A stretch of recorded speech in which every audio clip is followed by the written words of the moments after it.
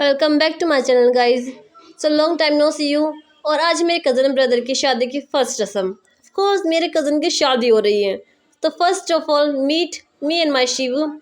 और आज के दिन हमारे घर की सारी लेडीज़ इकट्ठी होकर जा रही है बान की मिट्टी लेने के लिए। सो नॉर्मली इस रस्म में क्या होता है, जहाँ तक मुझे पता है कि इन जो आज के दिन हम जो मिट्टी लेकर आएंगे उन मिट्टियों से चूल्हे बनाए जाएंगे, जिनसे हल्दी वाले दिन हमारे घर पर खाना बनता है।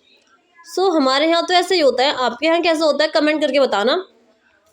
और हमें चाची मिट्टी लेने से पहले धरती की पूजा कर रही थी, उसके ऊपर बहुत और पूजा की सारी विधि स्टेप बाय स्टेप मेरी ताई जी और मेरी मम्मी चाची को सारी विधि समझाते जा रहे थे। और आप में किस किस के यहाँ पर ये बान की मिट्टी लेकर आना और धरती की पूजा होने की रस्म होती है, कमेंट करके ज़रूर बताना। क्योंकि हमारे यहाँ होता है और हमारे यहाँ इसी मिट्टी से देवताओं के लिए भी चूल्हे बनते हैं, अकॉर्डिंग टू जितने भी देवता होते हैं।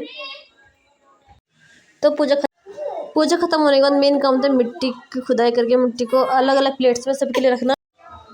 और ये काम बहनें करती है हमारे यहाँ पर, तो ये काम मैं और मेरी कज़न कर रही थी इसीलिए। लेकिन आपको पता ही होगा कि शादी कोई भी रस्म बिना हंसी टिटोली के हो ही नहीं सकती। और यहाँ पर मेरी ताई जी हंसी मजाक में जोक मारे जाती है, तो आपको दिख रहा होगा मेरी कज़न की हंसी रुक ही नहीं रही थी।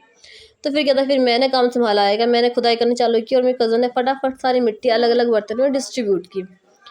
और थोड़ी सी हंसी तो मुझे भी आ गई थी। ऑफकोर्स हंसी शादी का और शादी में किस लिए मज़ा आता है गाइस, कि सभी हंसी मजाक करते हैं, ट्रोली करते हैं, that's the real fun of the marriage.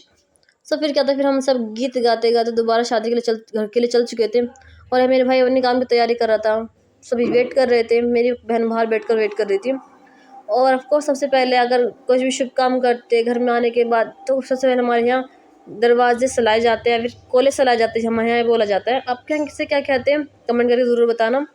और फिर क्या था, हमारे घर की बड़ी बड़ी लेडीज सभी लगी चुके थे मिट्टी को सही करने में। और इस टाइप से देवताओं के चूल्हे बनाए जा रहे थे।